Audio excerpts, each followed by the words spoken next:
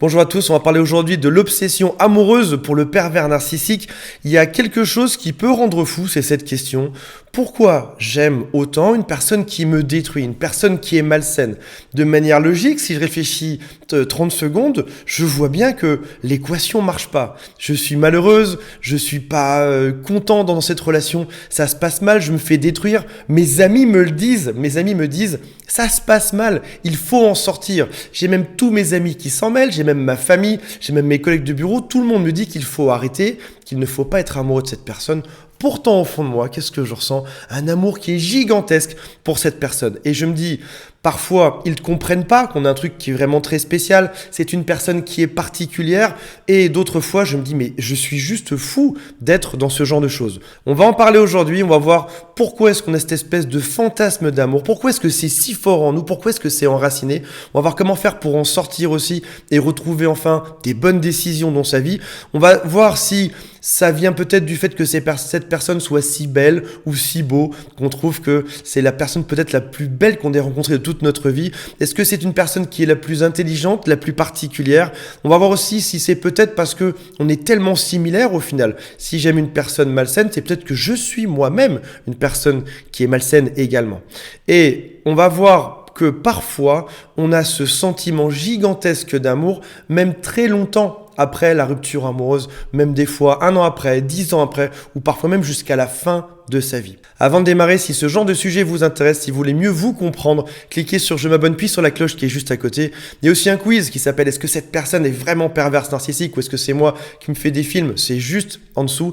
Et si votre situation est particulière, si un sujet n'est pas traité dans l'une de ces vidéos, appelez une personne de mon équipe, c'est juste en dessous. Alors, avant de démarrer, j'aimerais juste rappeler 2 choses. La première, c'est que le pervers narcissique n'aime personne. Il n'aime même pas lui-même, étonnamment. C'est étonnant parce qu'on peut penser qu'une personne narcissique s'adore, alors qu'au final, il se déteste et il n'est pas capable du sentiment d'amour. Considérez ça parce que du coup, ça aggrave l'équation. Je suis amoureux d'une personne qui est perverse, narcissique, et en plus, c'est une personne qui ne m'a jamais aimé. Si on devait définir l'amour, c'est un espèce d'espace commun où on va venir créer un pont où on se retrouve au milieu. Chacun doit créer une brique ou une pierre de ce pont ou un pylône de ce pont pour arriver à quelque chose qui est commun. Sauf que lorsqu'on est face à une personne qui est complètement toxique, on peut se demander où est-ce que ce pont va arriver, dans quel travers on va arriver au final.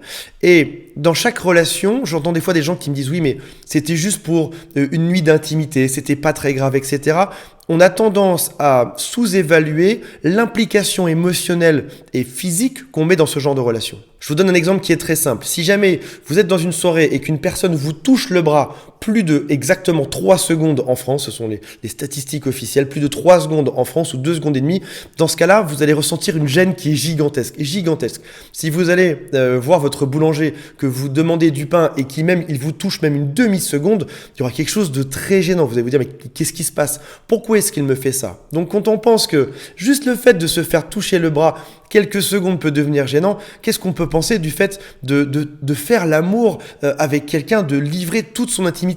Il y a quelque chose qui est gigantesque là-dedans et forcément, dans chaque relation, on s'implique énormément et beaucoup plus que ce qu'on pense. Et dans ce monde où on s'est énormément impliqué, on est face à une personne qui est malsaine, toxique, on est face au pervers narcissique, qui va venir créer un monde d'illusions autour de nous.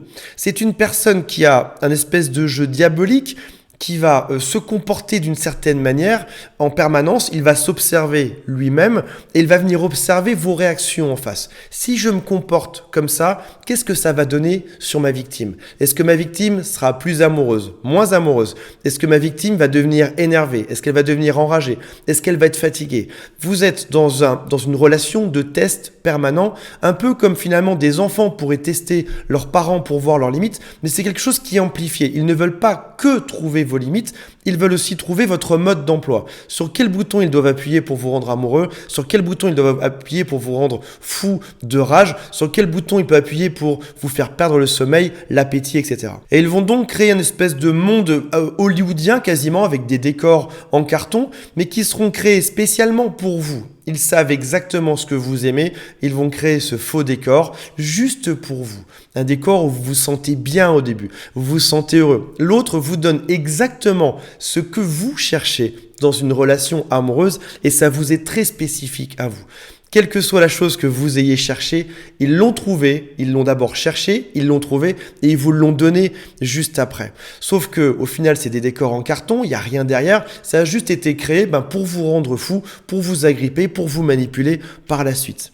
Le pervers narcissique peut même vous faire croire des choses qui sont incroyables, comme par exemple le fait que cette personne est très intelligente, alors qu'au final, il a peut-être juste cité 3 phrases qu'il a apprises la veille, il a peut-être cité une émission qu'il a vue 3 jours auparavant, peut-être qu'il a juste appris un paragraphe par cœur. Ce ne sont pas généralement des personnes qui sont très intelligentes. Ça peut être aussi une personne qui te fait croire que c'est la femme la plus belle, l'homme le plus beau. Et pour que tu crois à ce mensonge, il va utiliser des subterfuges qui sont très malins. Il va par exemple s'entourer de personnes qui le valorisent. Ou alors ils vont te faire croire qu'ils se font draguer en permanence. Il m'arrive de temps en temps en coaching qu'une personne m'envoie la photo de la personne en question, du fameux pervers narcissique, de la perverse narcissique. Au passage, je les demande jamais, je veux surtout pas les savoir, mais des fois, ils me l'envoient quand même, ils me disent « Regarde quand même la beauté de cette personne et c'est pour ça que je suis tombé aussi amoureux. » Et ils me disent par exemple, elle ressemble à Angelina Jolie ou James Bond. Et quand je regarde la photo, je me dis, c'est juste pas possible. Il y a aucun rapport. Cette femme n'est vraiment pas très belle, cet homme n'est vraiment pas très beau. Alors quel que soit le charme que tu trouves, en tout cas ça ressemble pas du tout à Angelina Jolie parce que je l'ai quand même souvent vu dans des films, ni à James Bond parce que je l'ai vu dernièrement au cinéma, ça ne lui ressemble pas du tout. Sauf que l'autre a réussi à te manipuler et à te faire croire qu'il avait ce genre de beauté parce qu'il te l'a répété 1000 fois auparavant. Il t'a aussi dit que tu avais bien de la chance de sortir avec le sosie de James Bond. Mettez-moi en commentaire si c'est vrai, s'il vous a fait croire ce genre de choses, que c'était la plus belle personne au monde.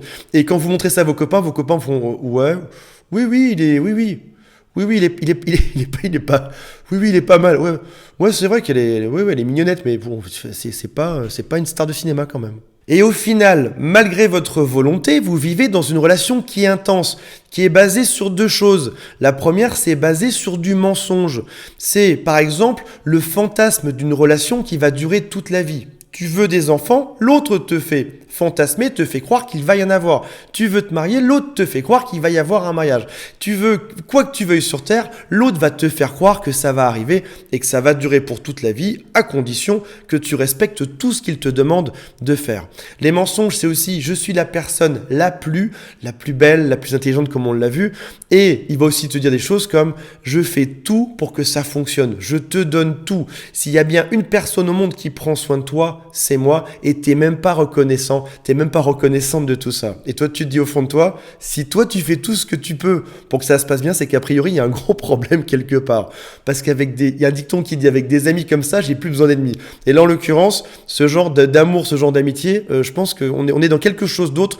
Tu fais pas vraiment tout pour que ça aille bien dans ma vie. C'est aussi une relation intense parce qu'elle sera basée sur de la manipulation. On pense souvent que le pervers narcissique est trop fort, et je l'entends souvent ça. Je le mets sur un piédestal. C'est le roi des pervers narcissiques. C'est la perverse narcissique la plus forte du monde. Non, pas du tout.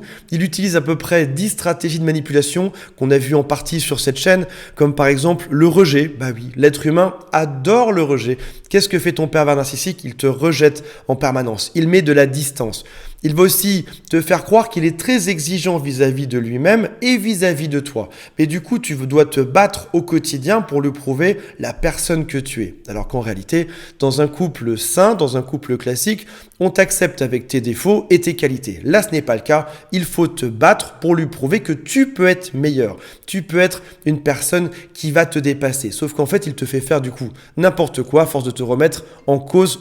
Sauf qu'en fait, il te fait faire n'importe quoi, il te fait te remettre en cause trop souvent et tu finis par te perdre là-dedans. Et tu te dis, si jamais je me comporte mieux, si jamais j'accède à ses demandes, si jamais je fais ce que l'autre me dit de faire, alors tout se passera bien. Non, c'est juste une technique de manipulation.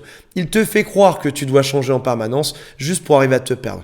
Il y a aussi le fait qu'il va t'isoler de tes amis pour te manipuler à la maison, etc., etc. Donc on le voit, ce sont des stratégies de manipulation qui sont très simples. Il n'y a rien de sophistiqué là-dedans finalement. Comme dans ton pervers narcissique, qui n'a au final rien de très sophistiqué en lui.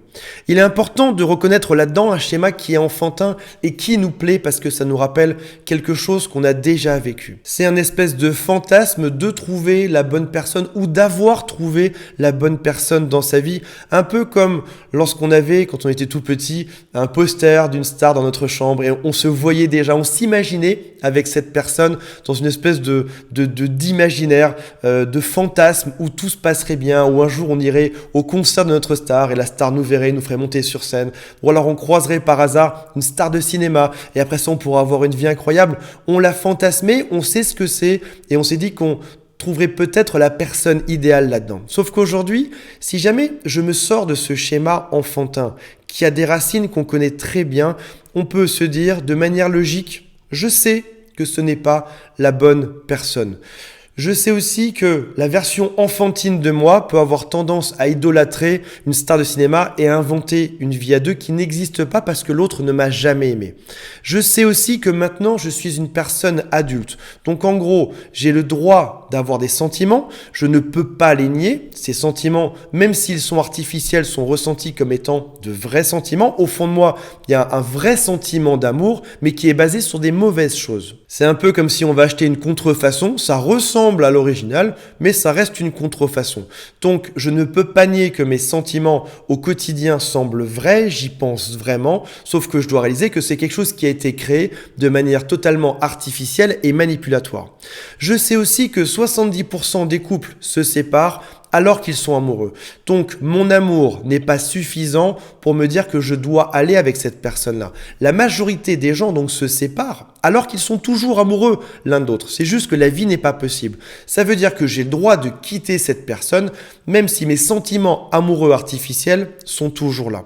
Je sais aussi que je veux une personne qui soit fiable et qui m'aime vraiment parce que je me respecte, parce que je connais ma propre valeur. Je réalise aussi que mon obsession amoureuse pour cette personne-là vient d'un fantasme. Et ce fantasme-là, c'est de croire que cette personne aurait pu me faire une vie parfaite, ce qui n'était pas le cas. Donc, je réalise que lorsque j'aurais compris que ce n'était qu'un fantasme, qu'il n'y avait rien derrière, que c'était un schéma, un décor hollywoodien, que c'était juste du vent, que c'était juste un film, quand je comprends que c'était juste un fantasme qui n'avait aucun lien avec la réalité, que tout ceci n'aurait jamais été possible, alors je vais laisser mes sentiments s'évanouir doucement. Dites-moi en commentaire si c'est vrai. Est-ce que vous pensez réellement que cette personne aurait pu tenir ses promesses, que vous auriez pu avoir la vie dont cette personne vous parlait tant au quotidien ? Je sais aussi que je peux étudier ce fantasme, c'est-à-dire me demander qu'est-ce qui m'a plu chez cette personne-là pour pouvoir le reproduire avec d'autres personnes, mais cette fois-ci, non pas dans une vision fantasmée de l'autre, mais dans quelque chose qui est réel. Prenons quelques exemples. J'aimerais trouver un conjoint, un homme, une femme qui soit intelligent. C'est la chose qui m'a plu chez cette personne-là et c'est pour ça que j'ai fantasmé que la vie était possible à deux avec ce pervers narcissique. Donc, je fais le tri dans ce fantasme, un peu comme un chercheur d'or. Je vais secouer. J'aurais pas été très bon chercheur d'or. J'aurais trouvé la pépite là-dedans. Et je l'aurais sorti pour me dire, voilà ce que je sors de mon fantasme. Je réalise que ce que je voulais, c'était une personne intelligente. Génial, je jette tout, je garde juste cette pépite et je vais trouver une personne qui correspond à ça. Cette personne était belle ou beau, je sais que ce qu'il me faut, c'est une personne qui présente bien. Cette personne était sportive, je sais qu'il me faut quelqu'un qui fasse du sport comme moi. Je sais qu'il me faut quelqu'un avec qui j'ai beaucoup de points en commun. Je comprends que le pervers narcissique m'a fait croire qu'on avait beaucoup de points en commun, mais que ce n'était pas le cas. Je vais donc chercher une personne qui sera par exemple dans mon groupe d'amis ou qui va fréquenter les mêmes lieux que moi pour me trouver quelqu'un qui ait les mêmes valeurs communes que moi. On peut parfois s'en vouloir de fantasmer sur quelqu'un. Et c'est même le propre de l'être humain. On a, dès les premiers jours de notre relation amoureuse, ces idées du futur. On va imaginer, on est des machines à créer le futur. On a passé une bonne soirée avec l'autre, on imagine déjà les 3 prochaines soirées. On a passé 3 bonnes soirées avec l'autre, on va imaginer les 3 prochains mois, puis les 3 prochaines années, puis les 30 prochaines années. Parce qu'on est créé pour ça. Donc ça veut dire qu'il ne faut pas s'en vouloir d'imaginer le futur, c'est quelque chose qui est juste humain. Maintenant, quand on imagine le futur, il faut être aussi assez réaliste avec la personne à qui on a affaire. Si cette personne m'a menti sur ses valeurs, sur ce qu'on allait faire ensemble, si elle n'avait jamais eu l'intention de m'aimer, jamais eu l'intention de faire le tour du monde, d'avoir des enfants, d'habiter dans une caravane, d'acheter un château, de se marier, etc. Dans ce cas-là, c'est qu'il faut que j'arrive à imaginer un futur différent. Donc en gros, je dois arriver à projeter quelque chose de différent. Non, dans 1 an, il n'y aurait pas eu de mariage. Non, dans 2 ans, il n'y aurait pas eu d'enfant. Non, dans 5 ans, vous n'auriez pas été heureux. Non, dans 10 ans, vous n'aurez pas été un petit couple tranquille dans une petite maison. Ça ne serait jamais arrivé, jamais de la vie. Mais je peux retirer de ce fantasme la chose que moi je veux. Cette personne m'a tenu parce qu'elle m'a fait croire ou parce que je lui ai transmis quelque chose qui était important pour moi et c'est ça que je garde et qui est précieux. J'ai besoin d'une personne qui X, Y, Z, qui soit intelligente ou qui soit belle ou qui ait des points communs ou qui est ci ou qui est ça et c'est ça que j'ai appris sur moi dans cette relation amoureuse. Voilà mes amis, j'espère que ça vous a parlé. Ne sortez pas avec une personne qui ressemble à une marque de luxe et qui est juste une fraude au final. Et on se retrouve très prochainement. Abonnez-vous à la chaîne, faites le quiz ci-dessous et on se retrouve très prochainement. Salut à tous, bye.